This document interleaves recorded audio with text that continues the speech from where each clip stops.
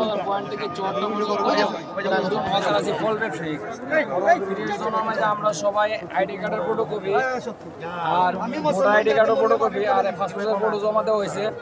আমরা আজ অব্দি আমরা কোনো একটা দোকান পাইছি না। আমরা 30 জন মানুষের একজন একটা দোকান পাইছি না। আমরা পয়েন্ট থেকে 4টা পয়েন্ট পর্যন্ত আমরা 30 জন ফল ব্যবসায়ী, আমরা একটা দোকানও পাইছি না।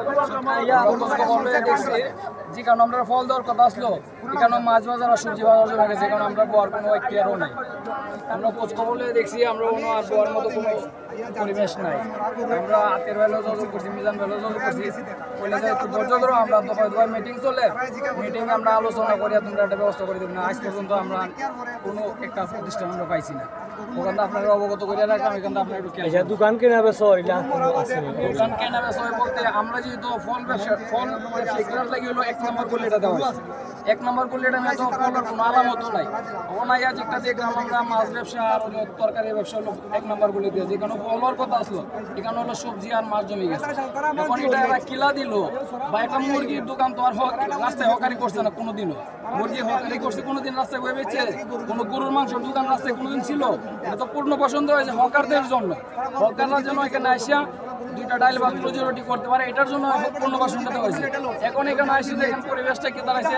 এখানে গরুর মাংস বিক্রি করা হয় যেটা আপনার রাস্তাতে ছিল না, এখানে মুরগির ব্যবসা করা যেটা রাস্তাতে ছিল না, এখানে ডিমের ব্যবসা করা হয়। ডিমও কিন্তু হকারি করছে না, কেউ হকারি করে ডিম বেচছে না, কেউ কথাবার্তা না। রাস্তার পাশে হকারি করে কেউ ডিমও বেচছে না, মুরগিও বেচছে না, কেউ আপনার গরুর মাংস বেচছে না। এখন গরুর মাংসও চলে, মুরগিও চলে, মাছও চলে। আচ্ছা, এখানে যে সিটির চাকরিজীবী যারা আছেন এরা কিন্তু এখানে দোকান আছে বা এলান কোনো অভিযোগ আছে না আপনার? এখানে আমার জানা মতন আমি জানি না, তবে আমি খোঁজ খবর দিয়েছি কেন কেনা বেচা হচ্ছে আমার লগের কিছু ফল ব্যবসায়িক ভাই বলে আমার কাছে 70,000 টাকা দিচ্ছিল। আমি এটা অবগত হয়েছি, আমি এটা খোঁজ খবর দিচ্ছি। আর 70,000 টাকা দেওয়ার পরেও তারা দোকান পাইছে না। হাতে গোনা 17,000 খারে দিচ্ছে, 17,000 খারে দেওয়া লাগে। রকিব বাইরে দিচ্ছে 17,000, 70,000 জি দোকান দিবার লাগে 70,000 তার কাছে যে রকিব ভাই কথা কইছে তারা ঘর বানাই দিব। আর আজ পর্যন্ত 70,000 দিয়েছে, মাত্র হাতে কোনো 3-4টা দোকান পাইছে না। আচ্ছা, রাস্তা থেকে যে কেন আইছেন ব্যবসা কি একটু বাড়ছে নি? আমি এখনো পর্যন্ত করতাম পারছি না, আমি তো কোনটা পাইছি। যারা আইছে তারা কি তা ব্যবসা বালা করেনি রাস্তা থেকে? এরা কইলা যে না আমরা ব্যবসা ভালো না, আমরা বাচ্চাদের পরীক্ষার ফিস দিতাম পারলাম না, আমরা বহুত লসে আছি। যারা আসুন এরা আমি যোগাযোগ করছি বলে আমরা ওনায়া বহুত লসে আছি।